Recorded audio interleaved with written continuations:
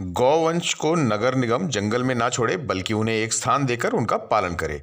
यह बात गौ सेवा आयोग के उत्तराखंड उपाध्यक्ष एवं राज्य मंत्री पंडित राजेंद्र अंतवाल ने कुंभ मेला 2021 में गौ सेवा आयोग के कैंप कार्यालय के उद्घाटन के दौरान आयोजित प्रेस वार्ता में कही। उन्होंने बताया कि इस कार्यालय के माध्यम से कुंभ मेले में आने वाले लोगों को गौ संवर्धन व संरक्षण के लिए जागरूक किया जाएगा। इस कार्यालय को बनाने का उद्देश्य यह है कि यहाँ पर गाय के पंचगव्य और खास तौर पर गोबर से निर्मित सामानों की प्रदर्शनी लगाई जाएगी, जिससे मनुष्य के गाय के संरक्षण और संवर्धन के लिए जागरूक किया जा सके। इसी तरह हमारे भगवत धाम वाले महाराज जी भी हमारे बीच में हमें आशीर्वाद देने पधारे हैं, उनका भी हार्दिक अभिनंदन स्वागत है।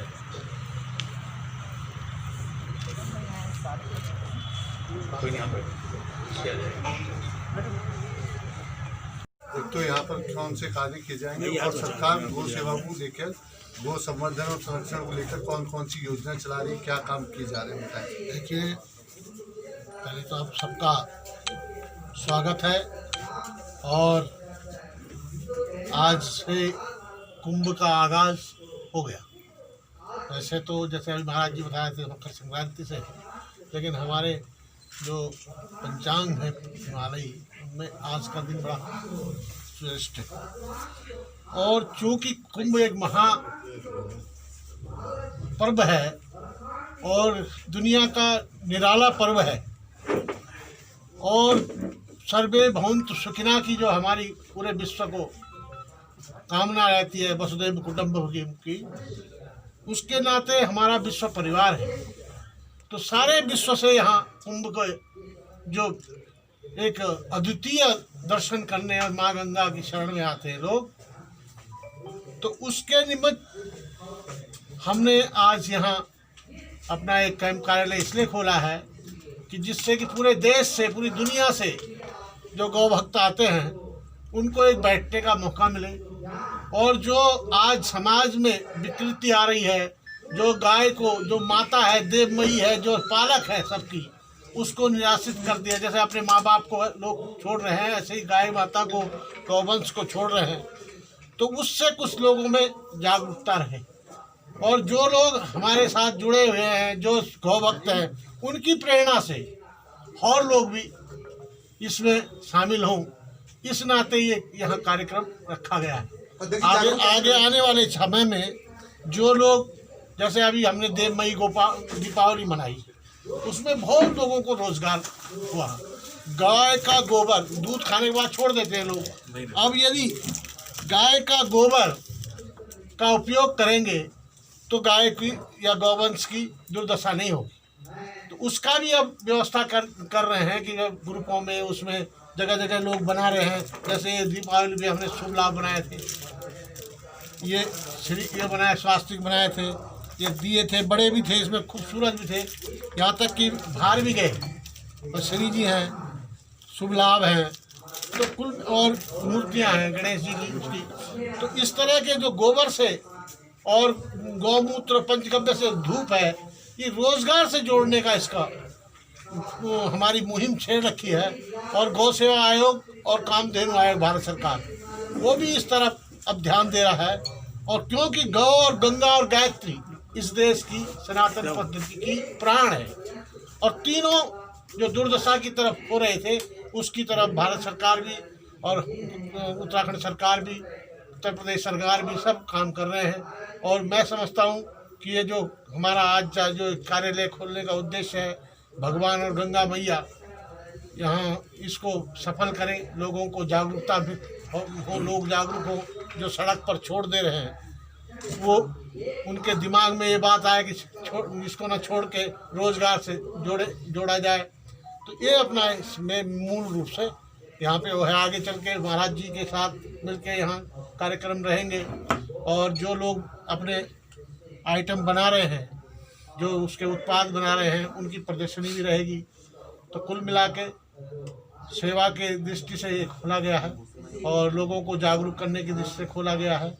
और मैं समझता हूँ कि आप सबका मुझे प्यार, सहयोग, आशीर्वाद मिलेगा, क्योंकि प्रदेश सरकार ने भी अपने स्तर पर गौवंश के लिए काम कर रही है, वैसे ये जो निराश्रित जो गौवंश है उसके लिए हाई कोर्ट के भी आदेश हैं और सरकार के भी कि नगर पालिका नगर निकाय क्षेत्रों में नगर पालिका इसके लिए जिम्मेदार है। वो अपने इनका जो भरण पोषण और रक्षण करे और जो जिला पंचायतों में 25-25 ग्राम सभाओं पर एक गौशाला के लिए हमने भी निर्देश किए हैं। मंत्री जी, यहाँ पर जो गाय हैं जो लावारी सड़कों पे घूमती हैं, तो वो आप उन्हें आपके लोग इकट्ठा करके यहाँ पर उन्हें जमा करेंगे या नगर निगम यहाँ जमा करेगा? यहाँ आपका स्टाफ रहेगा? कैसे ये कार्यालय वर्क करेगा, ये बताएं थोड़ा। यहाँ तो जैसे समय पर मैं भी रहूँगा और क्या नाम कहते हैं, यहाँ जो हमारे उत्पाद होंगे उनकी वो रहेगी क्या प्रदर्शनी टाइप के, और जो जैसा वो जो कह रहे हैं आपकी जो निराश्रित है वो नगर पालिका का काम है, उसको संभालना है। उसके लिए भी हम प्रयास कर रहे हैं और उस पर वो जोर दे के, क्योंकि अभी कई जगह दिखता है कि जैसे नगर निगम में पहले खोड़ होते थे, वो तो बेच खाए सब कांजी हाउस खोल करके। अब कांजी हाउस में तो उसको रखते थे कि जैसे जेल थी वो एक हिसाब से, कि जिसका छूट गया उसने नुकसान किया उसको जेल कर दिया, वो फिर से वो मालिक आया उसका छुड़वा के ले गए। अब तो जेल वाला मैटर नहीं है, अब तो उसको रखना है, उसकी भरण पोषण करना है, उसकी दवा करना है। हमारा विभाग के जो डॉक्टर हैं वो निःशुल्क उसका इलाज करते हैं निराश्रित का। कोई भी गौ सेवक फोन कर दे डॉक्टर को तो उपलब्ध हो जाए। के अंदर बहुत सारे ऐसे आश्रम हैं जो गौ सेवा करते हैं, ऐसा सुनने में आता है, लेकिन यहाँ का जो नगर निगम का कांजी हाउस था वो भी समाप्त हो गया।